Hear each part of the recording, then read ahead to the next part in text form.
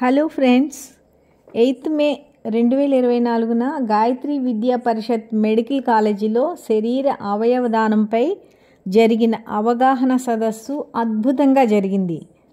Doctor A Himabindu garu, professor and HOD of anatomy, కార్యక్రమాన్ని చక్కగా నిర్వహించారు. ఇందులో doctor KP Rao garu, tutor of anatomy, మరియు doctor GM Krishnarao garu, director academics, మరియు డాక్టర్ సత్యవరప్రసాద్ గారు పాల్గొన్నారు. చీఫ్ గెస్ట్గా Savitribai Phule educational and charitable trust chairperson మరియు all India body and organ donors association founder Shrimati Guduru Sita Mahalakshmi garu పాల్గొన్నారు. ఆ ట్రస్ట్ తరఫున శ్రీమతి ఎస్ ఇందిరా గారు, శ్రీమతి నర్రా సీతా మహాలక్ష్మి గారు, శ్రీమతి అరుణ గారు, శ్రీమతి సురేఖ గారు, శ్రీమతి రామేశ్వరి గారు మరియు వినోద్ బాలు గారు పాల్గొన్నారు.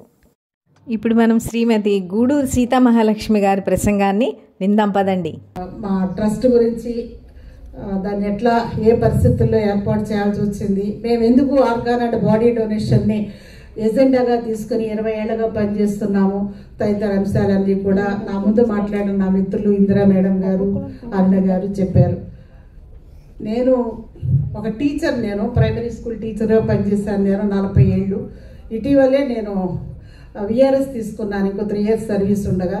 ఎందుకంటే పూర్తికాలం ఈ అంశం మీద వర్క్ చేద్దాం, ఫోకస్ చేద్దాం, నా సమయం అంతా అనేసి. ఎందుకంటే మొదటే ఇందిర గారు చెప్పారు, మేము 20 ఏళ్ల క్రితం what about organ donation, what about body donation అని చెప్పడానికి ప్రజల్లోకి వెళ్ళినప్పుడు ఎంత వ్యతిరేకతనైతే ఎదుర్కొన్నామో అది ఈవేళ ఇక్కడ మాటల్లో చెప్పలేను, ఎందుకంటే మీరందరూ డిస్కరేజ్ అవుతారు. కానీ కొంత దూరం ప్రయాణం చేసి వచ్చాక, ఒక 2 దశాబ్దాలు మేము దాటి వచ్చిన తర్వాత, కొంత ఎక్స్పీరియన్స్ మేము గెయిన్ చేసుకున్న తర్వాత, ఇలాంటి మానవతావాదులు, మంచి మనసు ఉన్నవాళ్ళు, ప్రేమతత్వం ఉన్నవాళ్ళు, సమాజానికి ఇవ్వటం నేర్చుకున్న వాళ్ళు, సమాజం నుంచి ఎక్స్పెక్ట్ చేయకుండా ఏదైతేనేమి మనం సమాజానికి ఇచ్చే ఒక మాత్రమే అవకాశం, బతుకుండగా ఏమీ చేయలేకపోతున్నాం, కనీసం చనిపోయినప్పుడైనా మన కళ్ళను దానం చేద్దాం, లేదా మన బాడీని పిడికెడు బూడిదగా మిగిలిపోయి మట్టిలో కలిసిపోయే కన్నా కాబోయే వైద్యరంగ పరిశోధనలకి, కాబోయే వైద్య విద్యార్థులకి లేదా వైద్యరంగ పరిశోధనలకి మన బాడీ, మన మానవ దేహం ఒక ఆలంబన అయితే, ఒక ప్రయోగశాల అయితే, ఒక ముడిసరుకుగా ఉపయోగపడితే, ఒక బోధనోపకరణంగా ఉపయోగపడితే అంతకంటే సార్థకత ఏది ఉండదు అని తలంచిన వాళ్ళు ఈవేళ మన తెలుగు రాష్ట్రాల్లో, 2 రాష్ట్రాల్లో కూడా కొన్ని వేలాది మంది ఇప్పటికీ టోటల్ బాడీ డొనేట్ చేస్తూ, ఈ 2 దశాబ్దాల కాలంలో బాడీ డొనేట్ చేస్తూ మాకు విల్లు రాసి సమర్పించడం జరిగింది. కానీ డాక్టర్ వరప్రసాద్ గారు బహుశా అప్పుడు ఆంధ్ర మెడికల్ కాలేజీలో పనిచేస్తున్నారని నేను అనుకుంటున్నాను. ఆ టైంలో మేము ఆంధ్ర మెడికల్ కాలేజీకి ఒక 35 మందిని టోటల్ బాడీ డొనేట్ చేస్తాము పట్టుకెళ్ళి, మా టోటల్ బాడీ డొనేషన్ రాసిన బిల్ అప్లికేషన్లో, రిజిస్టర్ చేసిన అప్లికేషన్లో మా లీగల్ హెయిర్ సంతకాలతో కూడిన, అంటే ప్రాపర్టీ రిజిస్ట్రేషన్ ఎలా ఉంటుందో అట్లాగే చేయాలి, స్థలాన్నో పొలాన్నో అలాగా చేసినట్లే చేయాలంటే లీగల్గా అన్ని డాక్యుమెంట్స్ని మేము ఇవ్వాల్సి వస్తుంది. అది ఇచ్చేందుకు పడ్డ శ్రమ అనేది విశాఖపట్నంలో దాదాపు 2 లక్షల మంది, దాదాపు ఒక 20 లక్షల మంది మన విశాఖ జిల్లాలో ఉంటే, అందులో ఒక 35 మంది మానవతావాదుల్ని, ప్రేమించే వాళ్ళని, సమాజానికి ఏదైనా ఇవ్వడానికి సిద్ధపడే వాళ్ళని వెతికి వెతికి వెతికి పట్టుకోవడానికి మాకు 1-2 ఏళ్ల కాలం పట్టింది. అది చిన్న విషయం కాదు, నాకు తెలుసు. ఈ విశాఖ వీధుల్లో ఎంతమందిని కలిసాము, ఎంతమందిని మోటివేట్ చేయడానికి ప్రయత్నం చేశాము. ఎందుకంటే మనం ఈ ప్రపంచంలో అందరి దగ్గరికి వెళ్ళి చూడండి, మీరు హ్యూమన్ సైకాలజీ ఎలా ఉందంటే, ప్రపంచంలో ఏ విషయమైనా మాట్లాడతారు, ఏదో ఆవకాయ పచ్చడి నుంచి ఆటం బాంబు వరకు ఏ విషయం ఏదైనా అనార్గళంగా మాట్లాడే మనుషులు మనం. కానీ మరణం అనివార్యం అని తెలిసిన, పుట్టిన తర్వాత ప్రతి మనిషికి మరణం అనేది పక్కనే ఉంటుంది. జననం ఎంత సహజమో మరణం కూడా అంతే సహజం. కానీ మరణం గురించి మాట్లాడుకోవాలంటే అశుభంగా వీలయ్యే సమాజంలో మనం ఉన్నాం. అసలు చావు వార్త వినకూడదు. చావు ఉత్తరం వస్తుంది. మా చిన్నప్పుడు ఎక్కడో బయట దాన్ని చింపి ఎక్కడో తగిలించేవారు. ఒక బాడీని చూసి వస్తే ఆ ఇంట్లో కూడా రానిచ్చేవారు కాదు, స్నానం చేస్తే కానీ లోనికి ఎంటర్ కానిచ్చేవారు కాదు. ఎంతో అది అశుభంగానే మైలు పడిపోతామని ఎన్నో అపనమ్మకాలు, మూఢనమ్మకాలు, అనుమానాలు, భయాలు, సందేహాలు మన మానవ మస్తిష్కాన్ని పట్టి పీడిస్తున్న దశలో మీ బాడీని ఇస్తారా, మీ టోటల్ బాడీని ఇస్తారా అని మేము, నాది ఒక ఫ్యామిలీ పేజీలో పెద్ద ఇంటర్వ్యూ వచ్చింది. మీ డెడ్ బాడీ ఇస్తారా అని. అది చూసినప్పుడు చాలామంది భయపడిపోయారు, ఉలిక్కి పడ్డారు. ఏంటి, ఏం చేసుకుంటారు వీడు బాడీస్ని పట్టుకెళ్ళి, బాడీస్ అడుగుతున్నారేంటి, ఈ రకమైన సందేహాలతో అడిగారు. నాకు ఇంతకుముందే మా మేడం చెప్పారు కదా, ఎందుకు ఈ తపన మాకు వచ్చింది, ఈ రంగంలోనే ఎందుకు పనిచేయాలనుకుంటున్నాం, lack of awareness, lack of knowledge ఉంది. కానీ నాకు తెలుసు, నేను ఈ మూమెంట్ స్టార్ట్ చేయకముందు చాలా ఆర్టికల్స్ చదివాను నేను. శవాలే సవాళ్ళని, కాబోయే వైద్యులందరికీ అన్నీ ఉంటున్నాయి, ఇన్ఫ్రాస్ట్రక్చర్ ఉంది, డాక్టర్స్ ఉన్నారు, మంచి ఫ్యాకల్టీ ఉంది, అన్ని ఫెసిలిటీస్ ఉంటున్నాయి. కానీ ల్యాబ్లోకి అనాటమీలోకి వెళ్తే బాడీస్ అక్కడ ఉండటం లేదు. మీరు ప్రయోగాలు చేయాలంటే, నేర్చుకోవాలంటే, ఎందుకంటే డే 1 నుంచి అనాటమీ స్టూడెంట్ల ఫస్ట్ ఇయర్ స్టూడెంట్స్ అనాటమీలో ఉండాలి. మీరు డిసెక్షన్ చేయాల్సిందే. మీకు బాడీస్ కనీసం ఎంసీఏ నామ్స్ ప్రకారం ఒక 20 బాడీస్ మీకు అనాటమీ ల్యాబ్లో ఉంటే తప్ప మీరు ఒక సక్సెస్ఫుల్ డాక్టర్గా బయటకు రావడానికి అవకాశం ఉండదు. కానీ శవాలే దొరకలేనప్పుడు, ఇందాక మా మేడమ్స్ చెప్పినట్లుగా మేము పూర్వం దీంట్లోకి వెళ్ళినప్పుడే ఇంకా చాలా సబ్జెక్ట్ మీకు డాక్టర్లు చెప్పే ఉంటారు. శవాలను అర్ధరాత్రి కూడా తవ్వుకుని వచ్చేవారు ప్రయోగాలు చేయడం కోసం. ఒక 200 సంవత్సరాల ముందుకు వెళితే శ్మశానంలో పాతి పెట్టిన శవాలని తవ్వుకుని వచ్చేవారు అర్ధరాత్రి. దెబ్బలు తినేవాళ్ళు. విలేజర్స్ చేతిలో పడితే, ఎవరి దృష్టిలోనే పడితే ఈ ప్రయోగాలు చేయడం కోసం తీసుకొస్తున్న ఆ బాడీని దొంగతనంగా దొంగిలిస్తున్నారని చెప్పేసి దెబ్బలు తిన్న వైద్య శాస్త్రవేత్త నిపుణుల్ని మనం చరిత్రలో చూసాం. ఫస్ట్ టైం జేబిఎస్ హాల్టన్ గారు అని ఒక బ్రిటిష్ జాతీయుడు, ఆయన భువనేశ్వర్లో జన్యు శాస్త్ర పరిశోధకుడిగా స్థిరపడ్డారు. ఆయన చనిపోతూ తన శిష్యులకి చెప్పారు, నేను ఒకవేళ చనిపోతే ఇండియాలో నా బాడీని ఇంగ్లాండ్ పంపించకండి, నా బాడీని ఇక్కడ మెడికల్ విద్యార్థులకు ప్రయోగాలకు ఇవ్వండి అని ఆయన కోరటం వల్ల ఆ జేబీ హాల్టన్ గారి యొక్క బాడీని రంగరాయ మెడికల్ కాలేజీకి 1964లో ఇచ్చేశారు. ఆయన బాడీ, ఆయన స్కెల్టన్ ఇప్పుడు రంగరాయ మెడికల్ కాలేజీలో ఉంటుంది. ఆయన మన ఆంధ్ర రాష్ట్రంలో తొలి టోటల్ బాడీ స్వచ్ఛందంగా డొనేట్ చేస్తున్న వ్యక్తిగా ఆ బ్రిటిష్ జాతీయుడిని మనం చూస్తాం. ఎందుకంటే మేము ఈ రంగంలో పనిచేసేటప్పుడు ఇంకా ఎవరెవరు అసలు బాడీని డొనేట్ చేయడానికి ఐచ్ఛికంగా స్వచ్ఛందంగా ముందుకు వచ్చారనేది కొన్ని పరిశోధనలు మేము చేసాం. చాలా తిరిగాం, అన్ని మెడికల్ కాలేజీలకు వెళ్ళాం, అందరినీ కలిసాం, ఇలాంటి నిపుణులు కూడా కలిసాం. డాక్టర్ రఘురాజ్ గారు లాంటి వాళ్ళు కానీ, ఇప్పుడు మీకు డిఎంఈగా పనిచేస్తున్న సుబ్బారావు గారు కానీ, మా డాక్టర్ వరప్రసాద్ గారు కానీ, వైద్య రంగంలో సీనియర్ డాక్టర్స్ పెద్దవాళ్ళు అనుకున్న వాళ్ళు, కాకతీయ మెడికల్ కాలేజీలో కాళోజీ నారాయణరావు గారు.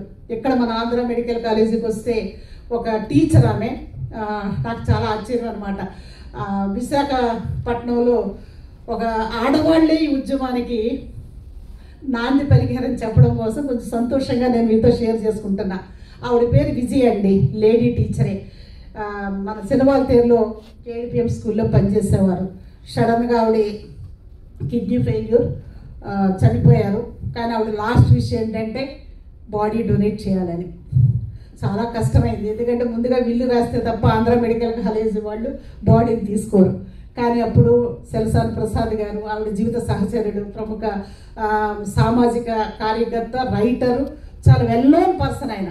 అప్పుడు కలెక్టర్ గారిని కన్విన్స్ చేసి ఆదివారం పూట ఆవిడ చనిపోయినా కానీ ఆవిడ బాడీని అనాటమీకి ఇచ్చేందుకు ఆ ఫార్మాలిటీస్ అన్ని ఆయన పూర్తి చేయడాన్ని దగ్గరగా ఉండి చూశాను. చాలా డిఫికల్ట్ అయింది అది 2002 సంవత్సరంలో.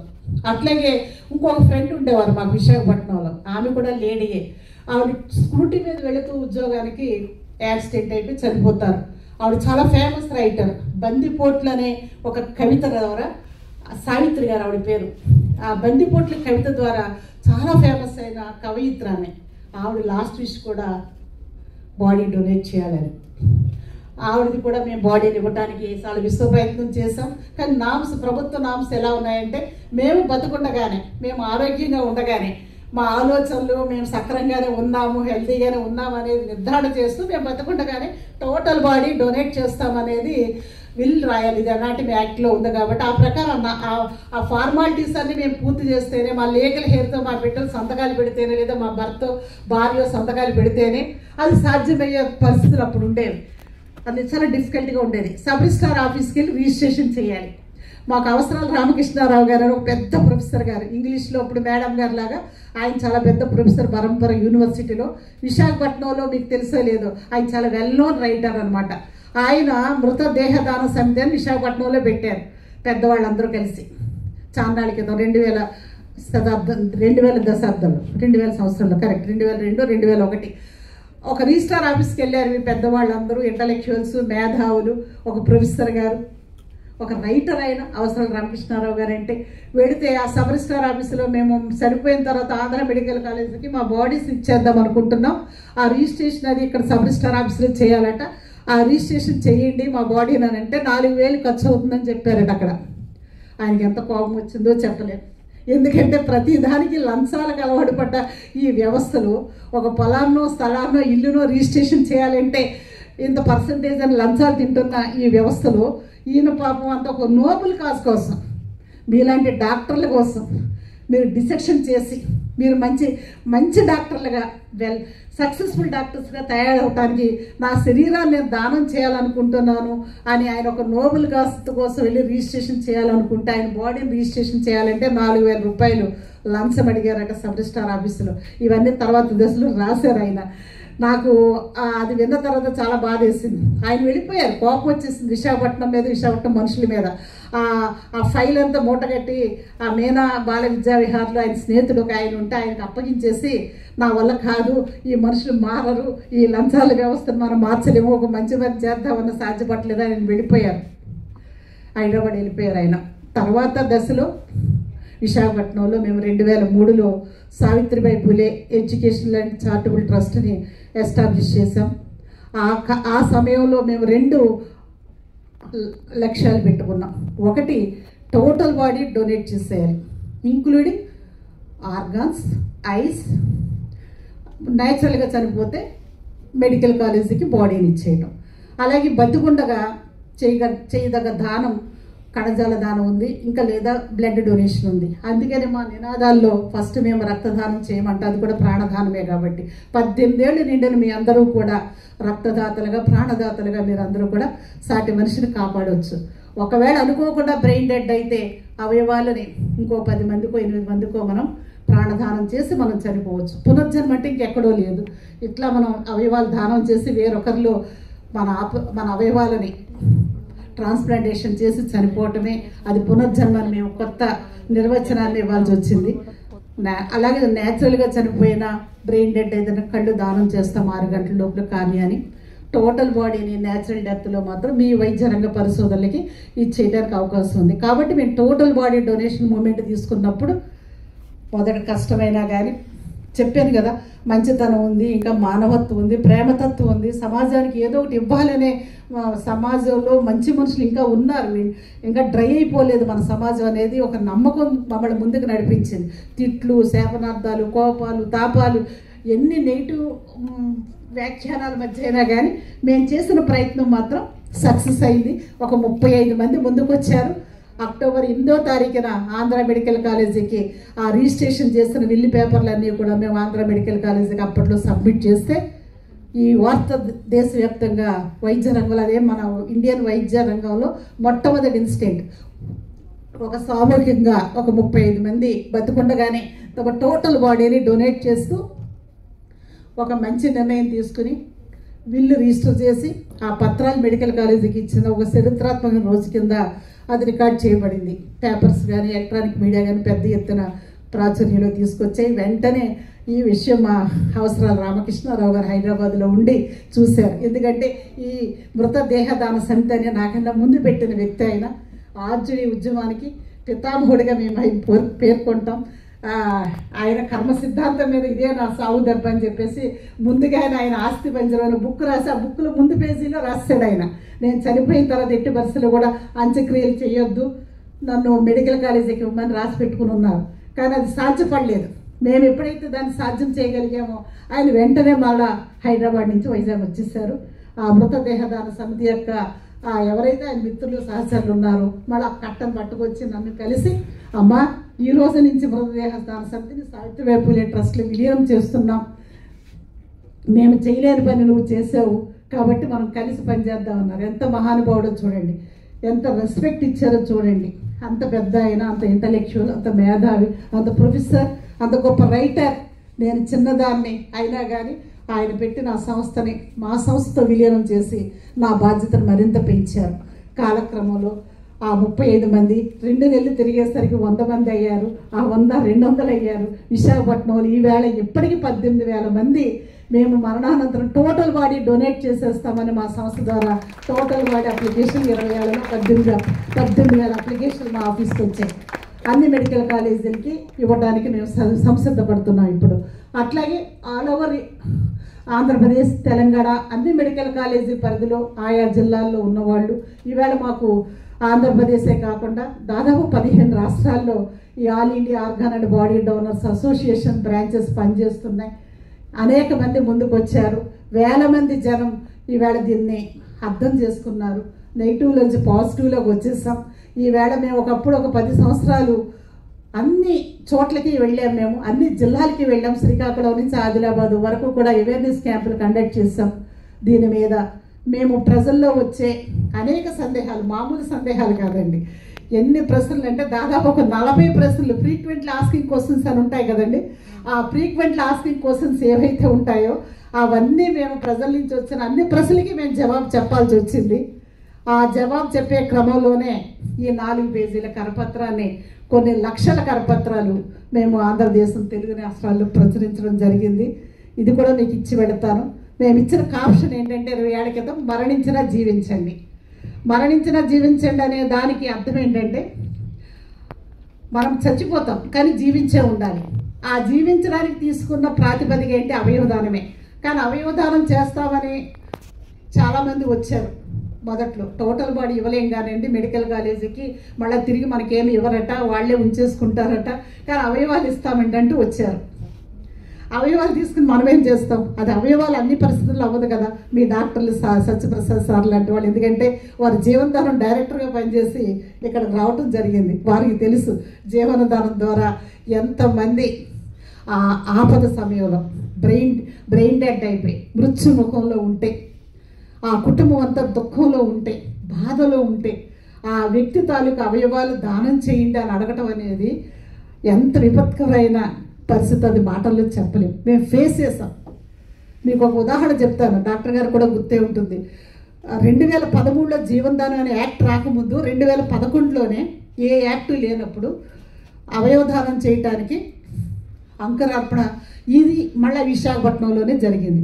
టోటల్ బాడీ డొనేట్ చేయడానికి మేము ఎలాగైతే ఆంధ్ర మెడికల్ కాలేజీని ప్రాతిపదికగా తీసుకుని మేము పనిచేసామో 2008లో, మళ్ళా ఒక తల్లి, ఒక స్కూల్ టీచర్, ఇక్కడ కూడా మళ్ళీ ఒక మహిళే. ఎందుకంటే ఏదైనా ఒక మార్పు కోసం ప్రయత్నం చేసేటప్పుడు ఆడవాళ్ళు, మాతృమూర్తులు ఈ వ్యవస్థలో మీరందరూ అనుకోవచ్చు ఆడవాళ్ళకి ఏం తెలుసు, ఆడవాళ్ళ వాళ్ళు ఏం సాధ్యపడుతుందని అనుకుంటారేమో. ఆడవాళ్ళు తెలుసుకుంటే చరిత్రను మార్చగలరు, చరిత్ర నిర్మించగలరు కూడా. దానికే ఈ శరీర అవయవదాన ఉద్యమానికి ఎంతమంది మహిళలు పనిచేశారు అని చెప్పడం కోసమే నేను ఇది అన్ని షేర్ చేసుకుంటున్నానమ్మా. ఆ తల్లి, నేను అప్పుడు అచ్యుతాపురం మండలంలో పనిచేస్తున్నాను. ఆవిడ ఒక స్కూల్ టీచరే. ఆమె పేరు బందా కామేశ్వర్ గారు. ఒక మార్నింగ్ నాకు ఫోన్ చేశారు, మేడం నా కొడుకు చచ్చిపోతున్నాడు, కేర్ హాస్పిటల్లో ఉన్నాడు, బ్రెయిన్ డెడ్ అట, మరణశయ్య మీదే ఉన్నాడు, వెంటిలేటర్ మీద ఉన్నాడు, ఇప్పుడు వెంటిలేటర్ తొలగిస్తే నా కొడుకు నిర్జీవుడైపోతాడు, ఇంటికి తీసుకెళ్ళిపోమంటున్నారు డాక్టర్లు, కానీ నా కొడుకు చచ్చిపోవటానికి వీల్లేదు మేడం, నా కొడుకు బతికే ఉండాలి, అది మీ వల్లే అవుతుంది, నా కొడుకును బతికించండి అని చెప్పి ఆ తల్లి నాకు ఫోన్ చేశారు. నేను ఒక్క నిమిషం ఏమీ మాట్లాడాలో నాకు తెలియకుండా స్థానువునైపోయాను. మీ డాక్టర్లకే సాధ్యపడింది, ఇంత గొప్ప డాక్టర్ల వల్ల ప్రాణాలు నిలబడమే సాధ్యపడలేనప్పుడు ఒక మామూలు స్కూల్ టీచర్ని నేను ఆ బిడ్డను ఎలా బతికిస్తాను ఇట్లా ఆలోచిస్తున్నాను. అప్పుడు ఆవిడే మళ్ళీ అందుకని, ఏంటి మేడం ఆలోచిస్తున్నారు, నా కొడుకుని మీరే కదా బతికించాలి, మీరు ఒకసారి, అప్పటికే 2008లో 2010లో ఆంధ్రజ్యోతి నవ్య పేజీలో నా పూర్తికాలం ఇంటర్వ్యూ వచ్చింది, ఒక దేహం 18 జీవం అని. ఆ ఇంటర్వ్యూ చూసి ఆవిడ దాచుకున్నారు, అందులో నా నెంబరు నా గురించి అంతా ఉన్నాయి అందులో. అది 2011 వచ్చింది, ఆవిడకే నా ఫోన్ నెంబర్ అవసరం ఈ రూపంలో వచ్చింది. మీరే కదా మేడం 2010 అక్టోబర్ 6వ తారీఖున ఆంధ్రజ్యోతిలో పూర్తి పేజీ ఇంటర్వ్యూ ఇచ్చారు, ఒక దేహం 18 ప్రాణం పోస్తుంది అన్నారు కదా, మరి నా కొడుకు ఇప్పుడు చచ్చిపోతున్నాడు, ఎంతమందికి వీలైతే అంతమందికి నా బిడ్డ ప్రాణాలని దానం చేయలేరా, నా బిడ్డ అవయవాలు దానం చేయలేరా, అంతమందిలో నా బిడ్డ బతికే ఉంటాడు కదా. ఆ తల్లి అడిగినప్పుడు నేను నిజంగా నా కళ్ళంట నీళ్ళు వచ్చేసి, అది ఎంత త్యాగంతో కూడిన పని ఆలోచించండి. కడుపు కోత, విపరీతమైన దుఃఖం. ఆ తల్లి పడే వేదన ఏంటో ఒక తల్లిగా నాకు తెలుసు. కానీ అలాంటి టైంలో, అలాంటి స్థితిలో కూడా ఎలాంటి నిర్ణయం ఆ తల్లి తీసుకుందో చూడండి.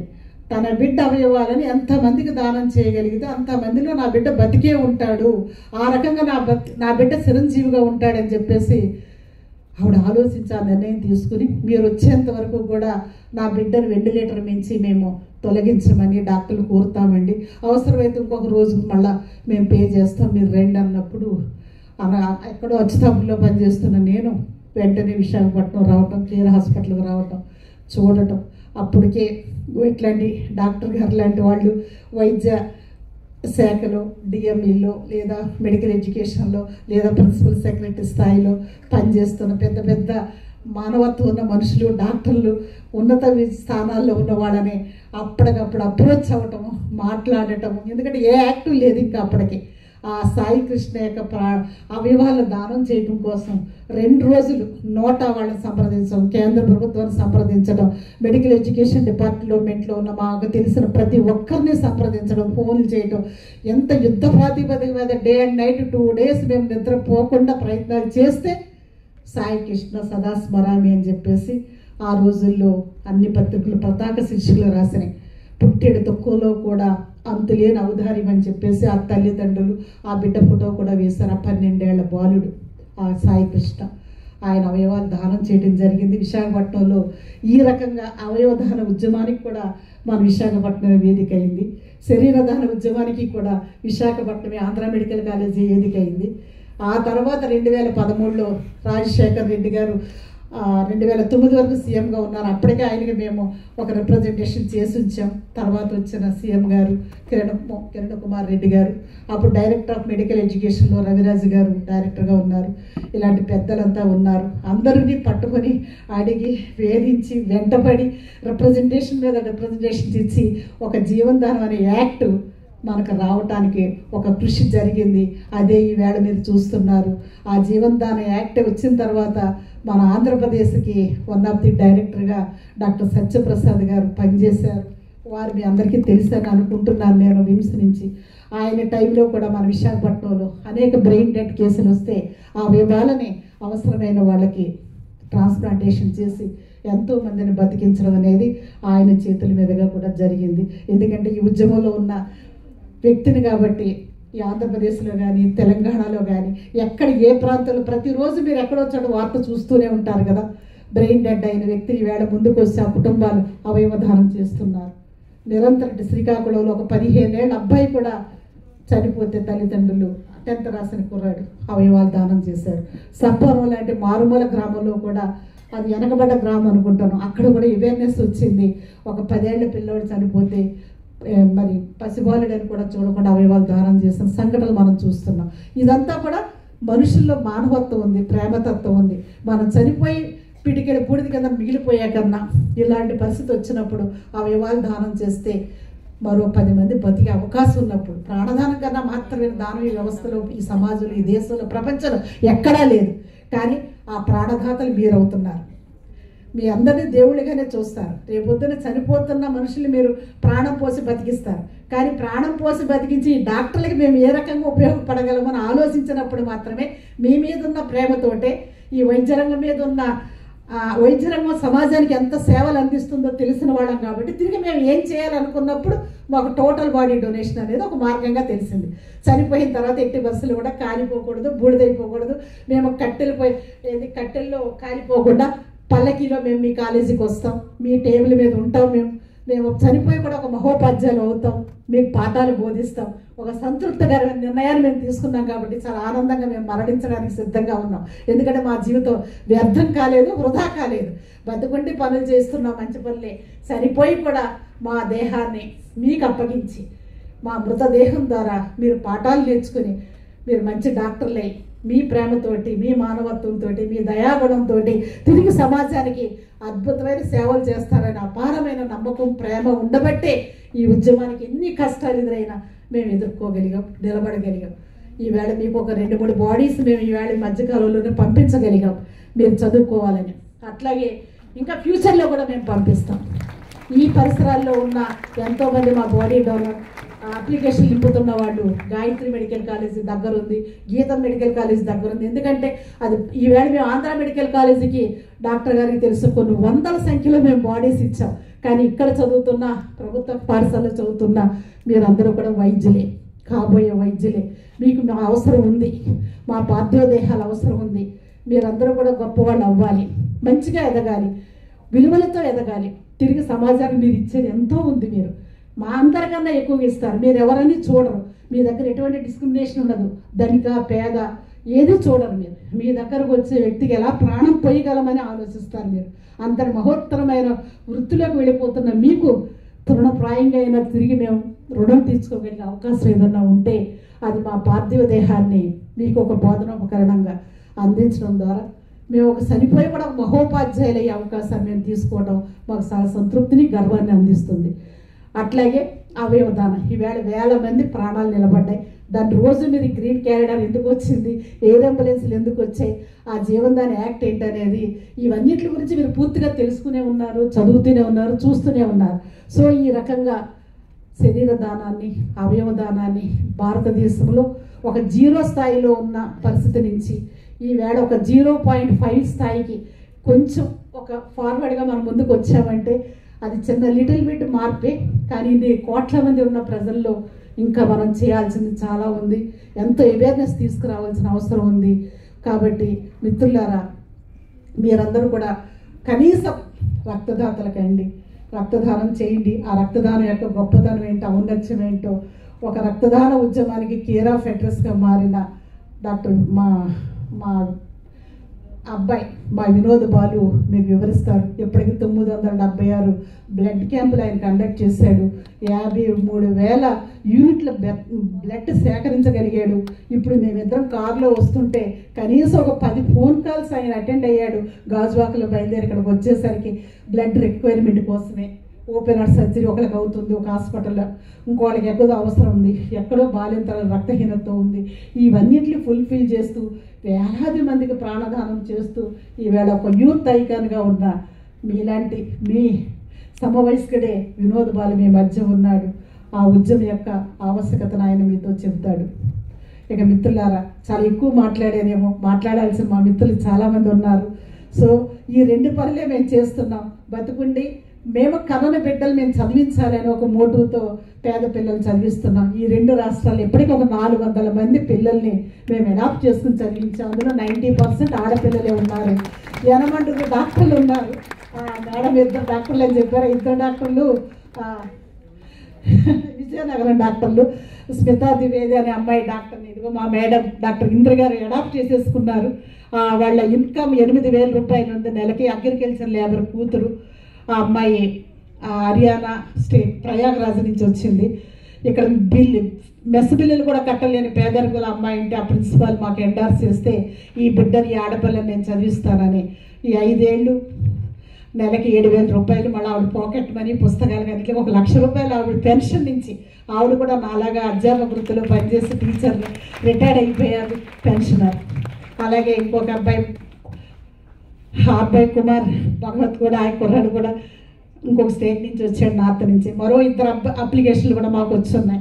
అట్లాగే నాగర్ కర్నూలు మన ఆంధ్ర మెడికల్ కాలేజీలో డాక్టర్ సౌమ్య, అట్లాగే హిమాంబి అని జిఎస్ఎల్ మెడికల్ కాలేజీలు, నాగర్ కర్నూలు ఆకాంక్ష, ఇట్లా మొత్తం 2 రాష్ట్రాలు యనమండులో డాక్టర్లు మేము అడాప్ట్ చేసుకున్నాం. ఇంకా నర్సింగ్ చేస్తున్న వాళ్ళు, బీఈడీ చేస్తున్న వాళ్ళు, ఐఐటీ చేస్తున్న వాళ్ళు, ఎన్ఐటీలో చదువుతున్న వాళ్ళు, IIITలో చదువుతున్న వాళ్ళు, గోల్డ్ మెడలిస్టులు, పిహెచ్డీ చేస్తున్న వాళ్ళు మా బిడ్డలు ఉన్నారు. వాళ్ళు చేస్తున్న చదువులో వాళ్ళు చూపిస్తున్న అభివృద్ధి మాకు చాలా సంతృప్తిని ఇస్తుంది. కాబట్టి బతుకుంటే విద్యాదానం చేస్తున్నాం. మేమందరం కూడా మా బిడ్డలు చదివించి గొప్పవాళ్ళు చేస్తే మేము ఎప్పుడు సాటిస్ఫై అవ్వటం లేదు. ఎందుకంటే అది మా బాధ్యత, అంతే, తల్లిదండ్రులుగా మా బాధ్యత. కానీ మా కనని బిడ్డలు అభివృద్ధి అవుతున్నప్పుడు మేము పొందే ఆనందం అంతా ఇంత కాదు. ఇది చేస్తున్నాం. చనిపోయి టోటల్ బాడీ డొనేట్ చేస్తున్నాం. విద్యాదానం, టోటల్ బాడీ డొనేషన్. ఇది మిత్రులారా, మై డియర్ అండ్ ఫ్రెండ్స్, మీకేమైనా విసిగించానా? మీలో కూడా సేవా గుణం ఉంటుంది. ఎందుకంటే డాక్టర్లుగా ఈ వృత్తిని ఎంచుకున్నప్పుడే మీరు సేవ చేయడానికి సిద్ధపడి వచ్చారు. అన్కండిషనల్గా సేవ చేస్తారు, మీరు ప్రేమిస్తారు సొసైటీని.